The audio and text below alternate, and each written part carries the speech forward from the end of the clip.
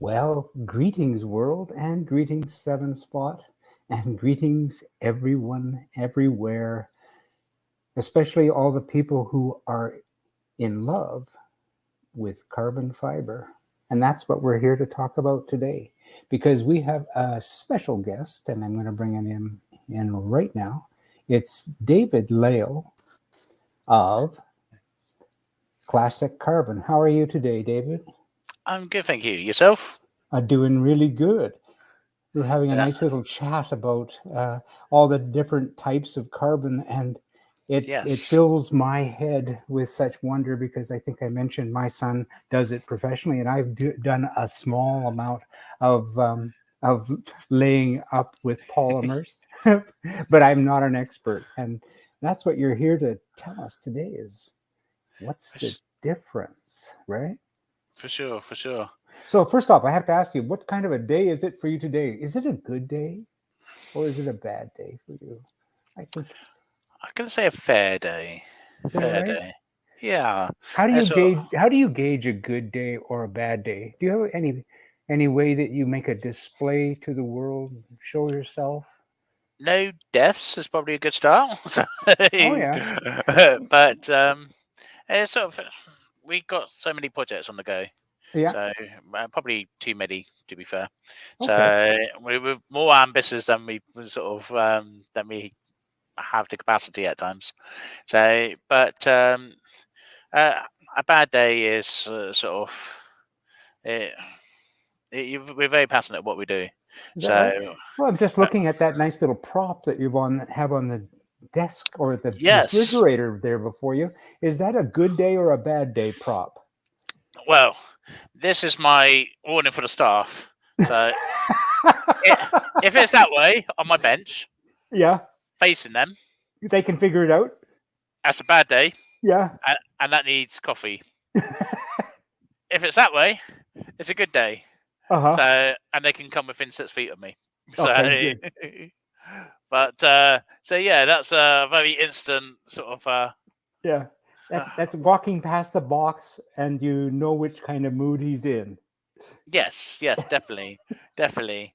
So we try and keep little things just to sort of keep it humorous and Uh, light-hearted. Keep it lighthearted for sure. That's great. Yeah, Yeah. yeah. It's sort of you remember why you're doing it and not to be a Yeah. fake and all the other bits and pieces as well. Yeah. So um, at the end of the day, we all got enough stresses and strifes at home and everything else. So it shouldn't really try and be brought into the workplace and we're here to make some really cool stuff and some of the Yeah. best stuff that we can possibly do. Yeah. So, and some of the people that we meet and mix with this industry, like yourself, Hmm. uh, it's international, and we all got that common goal and that common love for the carbon fiber. Yeah. So, And to um, think it started with Davis. That's amazing. yes, yes, indeed. So, uh, it's so nice that you can it's such a common interest. Hmm. So and you can break that ice with people, and Yeah. you can upset a few people at the same time. But needless to say, but yeah, yeah, So you've got some things to tell us, and you've also sent me a bunch of photographs so I can share um, online what some for of the sure, differences are. So why don't I even just let's start that right now. for I sure, for will sure. bring in the page, which is your your messenger photos that you sent me. Now you sent me that you have essentially three different topics that you want to talk about today. You've got Wetlay, Yes, Prepreg, and I and think RTM is further up as well. that's right, and yeah, resin transfer molding. That's Now it. I look at the RTM, the resin transfer molding, and as I look at it, it looks kind of similar to some of the stuff I've done, but not with carbon fiber. Could you Yeah, just tell us what RTM really is? yeah, for sure. So resin transfer molding, especially with regards to sort of this stuff, Hmm. this actual product is one that's been made by Caterham. Yes. And what they do, they have a male and a female mold. Hmm. That mold is then clamped together Hmm. with the carbon fiber sort of laid inside of it. Hmm. The fabric at that point has no resins. It's got no epoxy to it at all. It's just a dry fabric. Mm-hmm. And then they have a port which they inject the resin into. Yes. If you look at the second slide, Okay, I'll go into the second one. There we go. that is the port where the resin has been going into the carbon fiber. Okay, got it. So it's not a bad process, I'll say. You can obviously govern a certain amount of extent of how much resin is going into a part. Mm-hmm. Depending how much you clamp the part up, you can govern to a certain extent how thick the part is going to be. Mm-hmm. So, how about penetration? Has it got the same sort of penetration as a complete not a wet layup, but some of the how is the penetration using this technique? I would say it's better than Wetlay.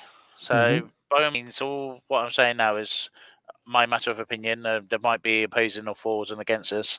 Yeah. So I find that resin transfer molding is a mid quality type of process. The penetration, I think, if you look at the net screen, we've actually sort of been quite sacrificial with this part. But this was still showing you where it's actually dyed fabric. Oh yeah. The fabric, as you can see in the corners, have got quite diamond shape. Yes. Because there's no care, particularly in the laying of it. Yeah, As long I as understand. that top surface looks half decent, then when it clamps down, then that's as good as done. But you've got to bear in mind that this process, once you clamped it up and you put the resin through to it, it's done in minutes. So there's not any kind of real massive time implication to it. And then once it's saturated with the resin, it's just then left to cure. So you can cure it in ovens, you can cure it sort of in air temperature with resin transfer. So you can do quite a few different ways of doing it. The same as resin transfer, you also got the resin infusion, which is very similar kind of style, where you got a dye fabric that will go into a mold. The fabric and the mold is put under a vacuum, and the resin is then drawn across the carbon fiber, right, and then sort of finished off at the end, sealed off, and then left to cure off. So when you're talking infusion, theoretically, you're talking about 60% of it is resin, about 40% of it is cloth. Okay. So, and they try to, you can do a certain amount of calculation to sort of try and keep it very close to that. So, but you just got to bear in mind that the resin isn't what makes the carbon fiber strong. Absolutely not at all. Yeah, I understand that completely. And sort of the infusion you probably see quite a lot on some of the bigger parts. So it's something that a lot of places do as a sort of like as a standard. I think majority of the sort of OE parts are resin transfer molding. It's a nice mass produced way of doing things. So if you look at the next slide, so you can see a little bit more kind of distortion. Yes. Just a little bit midway of that cursor, you can see there's that indentation. Right. So that's us shooting it with a pellet gun. So, and we just got to try and prove to ourselves and see what kind of damage it can do compared to the Prepreg. And one of the episodes, maybe next week's one, I think we're going to do a little bit of ballistic testing, shooting things, damping on things, driving over things. So, and just to sort of show what we are happy with the carbon fiber. Yeah. So it could be a bit of fun. So a little bit of a does it blend kind of thing. So, but yeah, that will show the difference of that one. Okay. So yeah, I think you got the next slide. I'm pretty sure it shows you there again the diamond in the corner of it. I can see that. Yeah. So it's nice, but it's not the money that they charge. It does, nice. It shows some distortion, and I would think, and I'm not the expert here, but just structurally, that has to be a little bit less sound. Yes, I would have thought. I would have thought so. I would have thought so. Yeah. And sort of, if you're going to pay good money for things, you might as well get good quality for what it is. So I wouldn't say we're 100% perfect. I think that'd be big-headed to say, but I would like to say that we're 99% more perfect than anybody else is on the market. Perfection is a pursuit. It's not a destination point. For sure. Yeah. So seeing what the next slides are, you got looks like We've got another hole. another. Yeah. Yeah, that's the other end of the K series ending cover. You can see the top right hand corner. It's sort of a bit twisty and spirally. Yes, I see. That's right up in this corner, or right up there and down here. There's just no care. That's been sort of literally sort of manhandled to sort of either try and get in that area, or it might even be sort of a little bit post production. But sort of, as far as I've seen with their products, as I could be wrong, looks like it is just pure epoxy and the fibers. Yes. Yeah. So you've got to bear in mind epoxy resin as standard isn't usually UV sealed or UV protected. Oh, okay. So when you get something like this product here, from Caterham, it will go cloudy. You will get the discoloration. I've actually seen that on a Caterham, and I actually referred that particular owner to speak to my son for a remedy. Sure. They're not doing any other steps to it, so it's literally as quick and as easy and cheaply as it could be made. Yeah. When you got the yellow in, that's obviously UV damage as well to it. The cloudiness, that's a little bit more to it again, but I'll probably go on that in the episodes of like repair and restore and refinishing kind of side of things. Right on. So, but yes, it's not brilliant. If you go, I think the next slide, I think we've got. I think there's there's the last slide in the resin transfer molding section right here. That's it. So you can see there's quite a few different little bullet holes all over the place. So it's sort of every time we've had a visitor so far, I think I've shot it and stamped on one of my bits, or still like at the very least.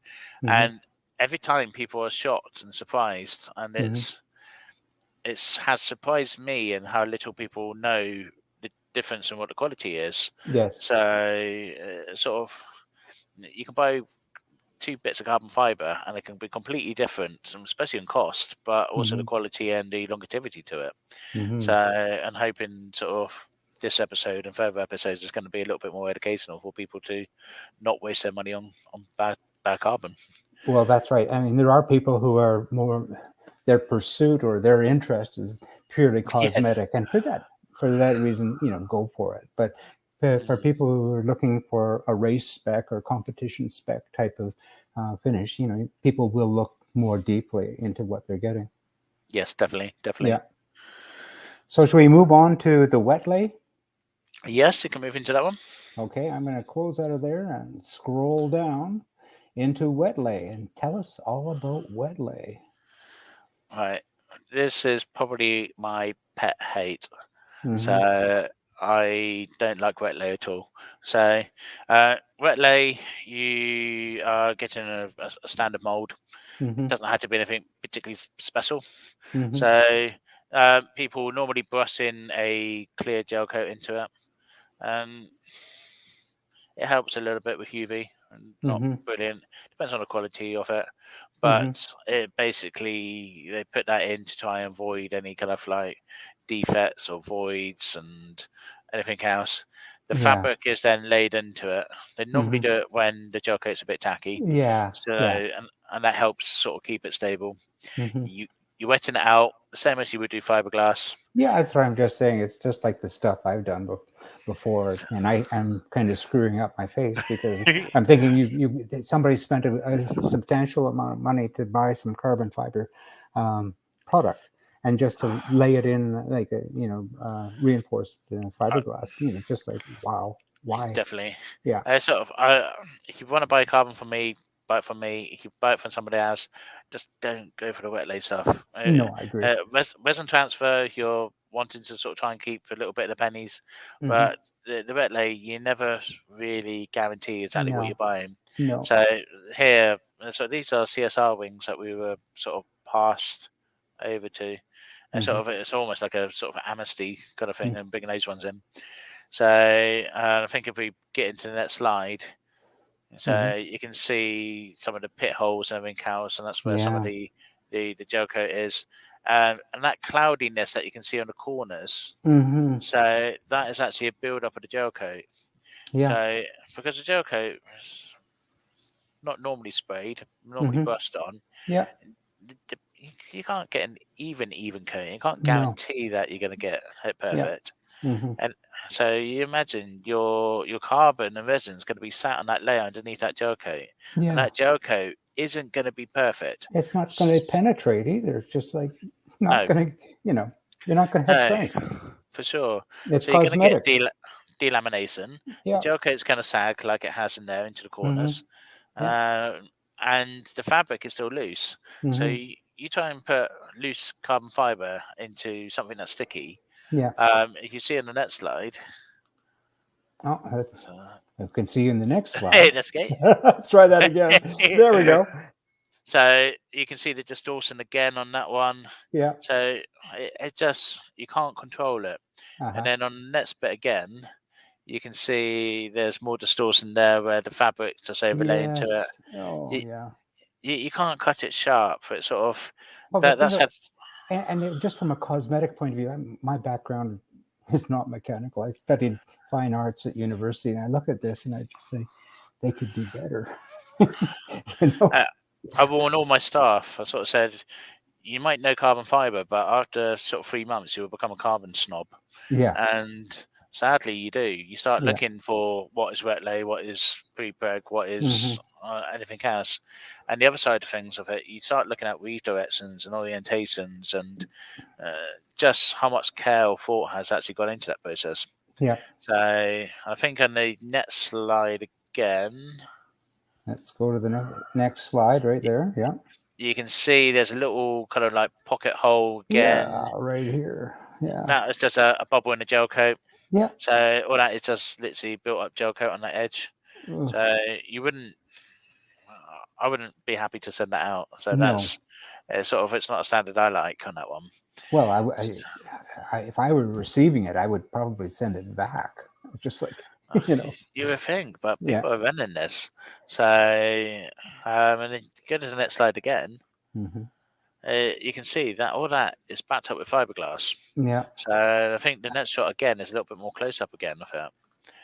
So, and what's that all about? I know. I was wondering that because I mean, you sent me these photographs, and I was saying, is this the process? Because it's very. I mean, I have never laid up carbon fiber, but I will. But I'm looking at this, and I'm saying, what are they doing? This is a mixed message. Put it into perspective. Dry carbon fiber is around about 20-25 pounds a square meter. Yes. So in something like that, it's not much. So it's probably 10-15 quid. And then it's just dumped in a whole load of polyester fiberglass on top of it. Yeah, just a bunch of matting and roving. So the cost implications to that is pittance. Yeah. When if you look at something like a Prepreg carbon fiber, Prepreg is 45-50 pounds a square meter for the stuff that we use. And then the mold setup, the actual. That's a completely different discussion about what. Yeah, for sure. The cost of I mean, putting it in the mold and then all the process to take it out of the mold and all the discard. Once you've taken it out of the mold, there's so much of it is just like pure waste. It's gone. Yeah. People don't understand that. Definitely not. I just love the way that they add like a black dye to the resin just to hide what it is and everything else. It's just like, I mean, to me, that looks horrible anyway. Just like, it's just like, why do you want to cheat people like that? And sort of all our parts is full carbon fiber. There isn't any fiberglass layers into it. There isn't any other sort of crap dial-in or dyed fiberglass or anything else like that. Oh yeah. So, and when you want to add lightness, I wouldn't think you'd want to lay that, use that as your substrate. For sure. And then also from fiberglass, the binder that holds it all together, specifically that one, is probably dissolved by polyester. So I wouldn't even say that those parts are probably even made out of epoxy. I would have thought that might be a polyester resin that's into that. Yeah. Which is going to be a lower class, lower quality. Sort of, and it weighs a ton, absolute ton. I know. So, so yeah. Why? So don't buy Wetlay. I don't care, as I say, if you don't buy it from me or whatever. Don't buy Wetlay. So that's the only real sort of strong education point on that bit. So, the trouble is, it comes out, it looks nice and shiny. You can polish them; they look nice and pretty, but it won't last. It won't last. So, so yes. Well, that's the end of that particular sequence. Shall we move forward to Prepreg, and you can tell us what's going on there? Yeah, let's move on to our last one. Okay, I'm going to go to the first. Yes. This is the stuff that I covet. I've watched so many videos on it. My son has made stuff for me out of this stuff. I drool when I see this stuff. To me, it's intoxicating. It's lovely. Absolutely lovely stuff. Yeah. It's silly expensive, but you got to also bear in mind the epoxy and the hardness are already built into these fabrics. Nice and cold, nicely chilled. Yeah, we've got 2 test freezers that we keep a carbon fiber in at -18. So, and then the next day we take them out, we defrost it so that we can then start using that. So, once it's out of the freezer, you've probably got about 20 odd days sort of shelf life. Yeah. So, when they actually wet out the fabric before it gets frozen, they can actually govern the resin content to it. So you know that has 60% cloth, and it's normally got about 42% resin to it. Yes. So that's what's going to make it strong. Yeah, strong and light. Yeah, definitely. We're fortunate. The company that we buy our Prepreg from, they supply people like ProDrive, Red Bull, a lot of the motorsports. So, and because they're local to us, we have stock up with a nice relationship. So we are able to buy some of ends of rolls, short rolls, and that kind of stuff. And because we can do that, that reduces our cost price, and that reducing the cost price is why we can then be competitive with our prices. Yeah. So, well, I would think it's also the product. I mean, when you compare, to compare apples to apples and oranges to oranges, you just can't look at, for instance, the Wetlay. Anything like this, it's just like no. The thing to be mindful of as well is when you get the roll of carbon fiber like that, it comes 45 degrees across the width of the roll. Yeah. So when you cut out things like rear rings and front cycles, where we do it OE style with the sort of, I say straight weave, but I know that graphically isn't correct. So if it was a visually straight weave looking part, we have to cut that out at 45 degrees. Yes, of course, yeah. So if that's at 45 degrees, you can imagine there's 2 big triangles of waste. Yeah. So, which is where we try to then manufacture some of the smaller bits to help compensate that. Yeah. But that is why they are that bit more expensive. If we wanted, or if customers wanted, we can look at doing 45 degrees front weaves, 45 degrees front cycles, rear cycles, all that kind of stuff. And the price will be more effective because obviously we're flexing sort of amount of waste on that bit. So, but if we move over to the next slide. I'll try to do it without damaging it. That's okay. It worked out well there. There's an example of a smaller piece that you're going to take and utilize another way. Yeah, for sure. It just shows you that because the resin and the hardness already built into the fabric, we can be quite precise with our cuts. Yeah. So this is where people need to pay the attention so that you can get it matched up nicely. You can get a herringbone smart to it. And then if you move into the next slide, you can see that you can lay it into any orientation. So we kind of make it look like it's a herringbone on that kind of aspect. Yeah. So I think we've got a little bit to show you on sort of one of the episodes on finishes on that kind of aspect. So, and then on the other slides, it's another view of the same 7 looking down the weave from a different angle. That's it. Yeah, that just shows you sort of obviously the herringbone ability and why we're different, because we give a monkeys on that kind of aspect, and you don't have those frayed ends like you saw on the Wetlay one.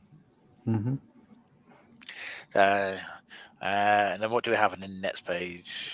We have a rear wing. There we go. This is obviously examples of the stuff that we do in Prepreg. all our stuff has been prepreg. So these are prepreg wrap-around stone guards, hugely popular. This is Steve Holland's car, absolutely beautiful. So these can clip on, you can put rivets on it, you can bond them on, do it any which way that you want to. It is gorgeous. Yeah, it sort of really complements and sort of with such a beautiful car, to be fair. So, but he's driven it for quite a few miles now, and he's reported back that they're still doing sort of really well. So I'm really happy with those. Yeah. So, and I think we've got a couple more examples of different bits that we. Oh, there we go. A nice shiny one there. Yeah, obvious circles. So as I say, the straight weave. So obviously the classifications of it being that way. So and we'll go through a bit more on the finishing. Look at all the cloth hanging up on the wall. Yeah. Would this be material that you've taken out of the freezer and waiting to lay up, or is this an example of other materials that you will use as structural components in a layup? That is, well, we do also some skinning in here as well. Oh, so that's your skimming material. Okay, great. Yeah. I've seen some photographs of that. That's terrific. I mean, talk about bling. That's really nice. Yeah, for sure. So, and that's sort of almost like a carbon veneer kind of style way of doing things. Yeah. So it's not fun. So sort of I think every kid in his bedroom is sort of trying to do that at the moment as well. Yeah. And there's a lot. Talk about a little bit of bling. How do you like that? That's our little prepreg then. Yeah. Obviously, we try and make it sort of as difficult for ourselves, sort of with a herringbone top and bottom. I think I've mentioned this to you before, and I know we've discussed it. And this is something that people who haven't worked with this product don't have an understanding of. You mentioned making it difficult for yourself. Not only have you made it difficult for you, you have to warehouse all of these molds. Yes. You have. Yes. You make caterum parts or parts that to be applied to caterums in each and every model. Yes. And to people don't understand, I don't think, that you have to go and fabricate a mold for each one of these vehicles, for each one of these parts, and each one of these molds has a life cycle, and then when it's done, it has to be discarded, and then you have to make another. It's amazing business you have. You've got to have an original part or manufacture a plug. So from that, we then make a mold from it. We've been moving into prepreg sort of tooling system with it. We're also looking at aluminium tooling systems just for the longevity to it, because as you say, anything in composites has a lifetime to it, and it looks like we're going to be around for a while. So I think we might as well start making some bloody good tools. So the good thing with aluminium tooling is we can put engravements into it. So if we've got some of our sort of awesome people that we're working with, we can put sort of their logos on it. They can have things like tech art into it, and then we can actually lay the prepreg into it. And when it comes out, maybe even put a custom carbon logo on it. Should you? Yeah, we can. Let's go back to that episode of saying how I'm not into putting stickers on, isn't it? Again, so I don't know. I think advertising can be is a double-edged sword, isn't it? I mean, it can be. It can be just like in your face, and it can be tuned out if it's too big, too much, too often. But discreetly pointing out where that you have something that is different. Hopefully, we're helping to show the difference with these little segments we're doing. From my perspective, anyway, I think it's quite acceptable. Yeah, I'm going to close this window. Is that all right with you? And so we can get ourselves back in. All right. Yeah, that's fine. All right. So I'm going to close that out. And I think the biggest difference is we actually care about what we do. So we're not making stuff to make. We're not making stuff to make money. We're making stuff, but you want to restate? I may have to edit that line out. yeah, especially for the wife. Your wife is the right? I'm not a rich man. I'm not a rich man doing this. So, but we done it, and we started doing it because we know that there isn't this quality available. It's a So passion. You have to have it. it's a passion. So, and if we deliver the quality and we deliver stuff that's better than anybody else, then other stuff will come along with it. So, you never know what doors open and what doors might close. But so, as long as we focus on our quality, and I am not too big or egoed to You're not accept. driven. You're like me. You're not ego driven. I'm quite frankly a bit of a wallflower, generally speaking. But if it's something that I'm passionate about and believe in, for instance, sevens and my family is just like the whole thing, as far as I'm concerned. If somebody wants to tell me it's crap and they think that something could be done better, tell me. I'm not afraid to twist things, turn things. I'm not that set in stone. So. Exactly the way I am. I don't believe in left and right. I just believe in what is right. And I don't want to be necessarily right. I just want to find my way to the right way. That's just the way it is for me. You can't move forward unless you accept sort of criticisms, can you? So. Absolutely. Well, you know what? We've been going for 32 minutes and 20 seconds so far. So hopefully we still got some people with us. Oh, yeah, I'm sure we do. But why don't we put a bow on this? And why don't you just give us maybe put it into the dream space? What can we look forward to in our next session, do you think? I think our next episode, let's do a little bit more of a humorous one. Let's sort of show the strength of what the products are. Okay, that sounds great. I think let's see. Sort of lucky enough we're on a farm, so we might do another recorded slot beforehand, and I'll see if I can get somebody with a tractor to drive over some bits and pieces. Oh dear! We'll have to do this in a recorded session. We definitely can't go live. We're not going to pull an Elon Musk and toss a steel ball at one of his windows and have it penetrate into this truck. I swear that was deliberate, but I might get my military friend Dan over and he can sort of try and shoot me and see if I can deflect him with the power of Prepreg. So, but it's sort of. I think we should have a bit of fun. I see if I can get some kind of animal that can come in and stand on top of a wing or something like that, or I don't know. See if I can get like a horse or something. All right. We don't want to draw and quarter your carbon fiber, but we'll figure something out. So why don't we put a bow on it? And I'm going to say, David from Classic Carbon, why don't you have a good day? And yourself. All right. Cheers for now. And I'm looking forward to doing some quick editing, and we'll get this up and out as quick as we can. Cheers. No problem at all. All right. Take care, my friend. Bye-bye. Bye.